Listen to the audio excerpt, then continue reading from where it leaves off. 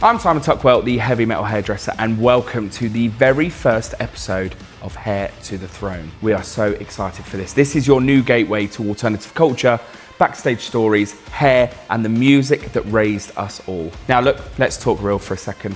This show isn't about being polished, as you may be able to tell. It is not about being perfect. It is not about having the fanciest cameras or the cleanest audio or the most sponsored looking set. If you're here, then you already know. Our world was built on basements, garages, rock bands, spare rooms, smoky back rooms, cramped vans, and most importantly, muddy fields. And honestly, what could be more authentically metal than episode 1 being held together by determination, duct tape, and the sheer refusal to believe that the mics were muted. We don't quit, we just adapt, we improvise, and we just scream that little bit louder. Now, if you are new here, welcome to the family. If you have been following me for years, you already know how this is going to go. We're gonna have big news and even bigger opinions. Now, let's get into it. The word on everyone's lips right now is Download Festival. Now, it doesn't matter where you are, Instagram, TikTok, Reddit, that one Facebook group full of blokes that still call Linkin Park new metal. The opinions are flowing. Now, you know how it goes every single year. There's someone's angry, someone's ecstatic, someone is convinced that they personally could book a better lineup through their one mate in that pub with that band that one time. But this week, we headed to the Download launch party at the Barbican to see the official reveal along with the rest of our Download family. Now, the room was buzzing. There was fans, industry, rock royalty, DJs, influencers, press, everyone crammed into one space waiting to see who's taking the hallowed grounds next summer. And yes, we were right there in the center of it. We had a lineup of rock stars, some of the biggest alt influencers. We had promoters, hair icons, long-time Download veterans. And then there was that one guy who drank 4 Moretti's and kept yelling Slayer all the way through. Now, we were ready to get everybody's raw reactions. Who are you most excited to see? Who surprised you? What do you think this says about the heavy music world and especially festivals in general? Now, we interviewed, we laughed, we fist bumped.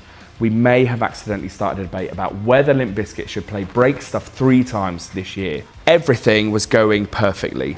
But as with all great new adventures, there were some teething problems.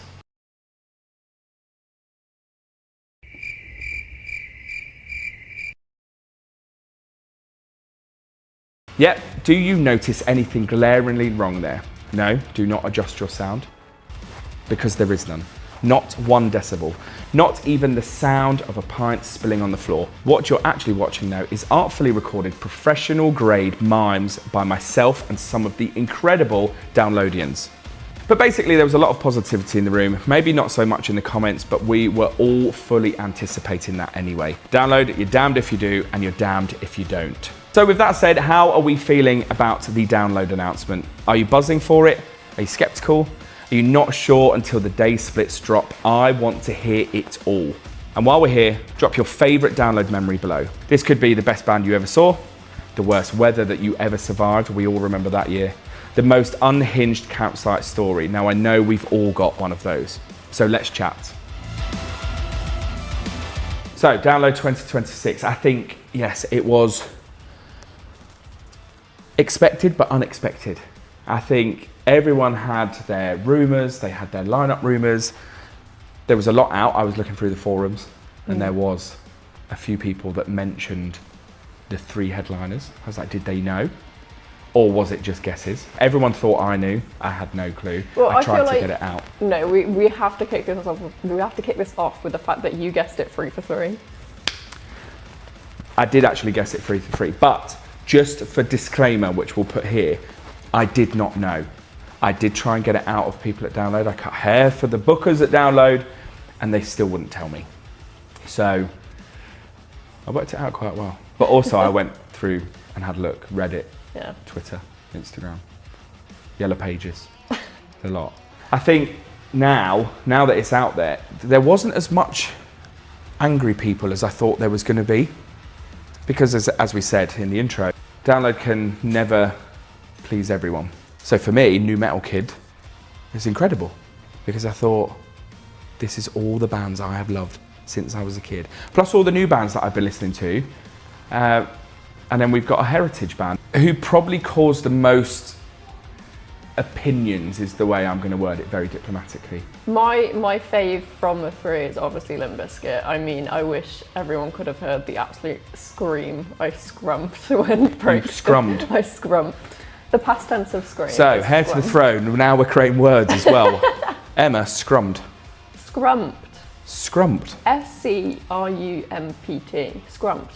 I've never heard that word in my life. Screamed. Screamed. Is that past tense of scremmed? Sure. Perfect. I don't know if I was going to get in trouble because I'm asked for forgiveness over permission.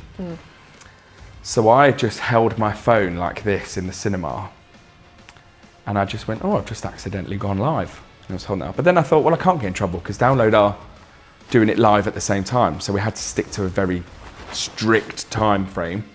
But I had thousands of people on my live. It was the best. I was like, people don't want to come watch my haircuts, but they want to know who's at Download. Including me. Like, I did see you pop up and I was like, perfect. But yeah, I think the cheer in the room for Limp Bizkit was, I get goosebumps now thinking about it. It was honestly incredible. And when you know that bit now, when you hear the, hey ladies, it does something to my brain. Like it scratches an itch that I didn't know I had. And I just find myself, it's like one of my new little vocal stims that I do all of the time. It's like a new level of like ASMR. Like it gives you those like good brain itches. Yeah, it was incredible. And I think then you've got Guns N' Roses got announced and then Linkin Park. I think, yes, they're going to be controversy. Everyone's going to have controversy over the headliners. And we'll get into the undercard in a little bit. But Limp Bizkit, first time they've ever headlined. Guns N' Roses, 2018, I believe, was the last time they did it. And then Linkin Park, the first ever female headliner. Like, it's going to be incredible. And I'm hoping to cut all of their hair. So just a little subtle. But yeah, I think now people do realise that there are other stages. And I think Download do that really good thing where they will cater something different over on another stage because you don't want to have all of the new metal kids all on at the same time because all the new metal kids are going to want to watch the new metal kids. So I think now it would be amazing to see how the splits are going to go. I was going to say that. And there's more to announce. Who do you want to see announced? Well, I don't know because in my head I'm trying to think who goes with who. I was like, where the hell do you put Cypress Hill? Yeah, this is the thing. So like, I always do this when they announce like the full sort of just block of acts, is sort of try and split them into the days myself. Yeah. Because there's always a theme, isn't there? So like, like Friday, Saturday, Sunday, each day will have a theme because it's almost like obviously they want, you know, people like new metal will go on the day where there's all the new metal people, or like, so they always have a theme for it. Yeah. So I was trying to do that. But then I was like, would it be Limp Bizkit on the main stage, Cypress Hill on the second stage, or are Cypress Hill going to go under Limp Bizkit?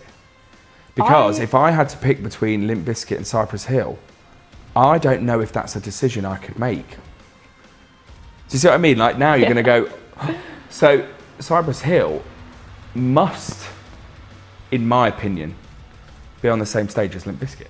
It's illegal if they're not. It's illegal. And I'll be really upset. The undercard, incredible. Yeah. Anyone that stood out for you on the undercard? I mean, I straight away got way too excited about Electric Callboy being there again. And Baby Metal as well. Baby Metal. Well, let's hope it's not the curse of Baby Metal because every time they have played, it has absolutely shit it down. Really? Every time. Great. I've managed to miss that every year. Yeah. So there was one year, I remember, I think it was Alien Ant Farm were on, then it was Baby Metal. And they were just mopping water off of the stage. It was horrendous. And then Baby Metal came back, what, 2 years ago? Maybe 3? I can't remember. And we were stood, sounds like I'm being big-headed, we stood in the backstage area. And all of a sudden, the heavens, just as Baby Metal were about to go on, like wipe out. There was gazebos going everywhere. I remember we were next to Mary White and we were helping them hold down their stand. This giant, like, awning thing just went. And I was like, Baby Metal are on. Of course. And we can't obviously forget Kublai Khan. No, we can't. I'm going to get ripped. So then Matt can see me and I'll be like, what's up, bro? And I'm going to wear a hat and I'm going to spend the whole day barking at people, because that's what I did last time when they played Bloodstock.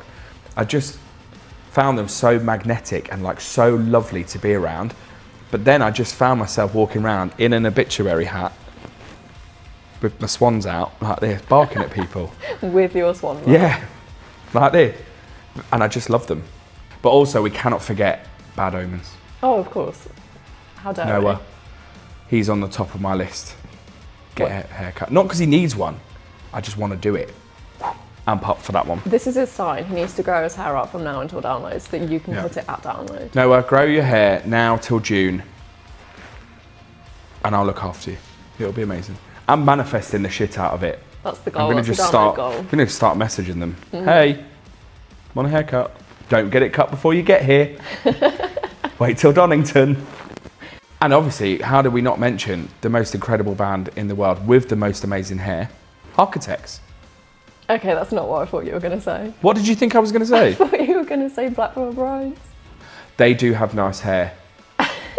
But the 2014 emo in me was screaming when I saw them announced. But now they don't look like that. They're all suave know, and like sophisticated. I'll just have to bring out the makeup again. I'll just do that. There's 2014 going to be a lot. makeup. Whatever day Black Veil Brides are on, I think there is going to be a lot of You need to show nostalgia. people how to do the Black Veil Bride's hair, like the proper classic hair. Well, funny you should say that, because I actually have a video ready of one of my clients who, I'll start premise with a lot younger than me, and came in and said, oh, I want this really, the old school, like vintage, like emo look. And I was like, what do you mean? He was like, yeah, dead old, isn't it? And I was like, no, I was there.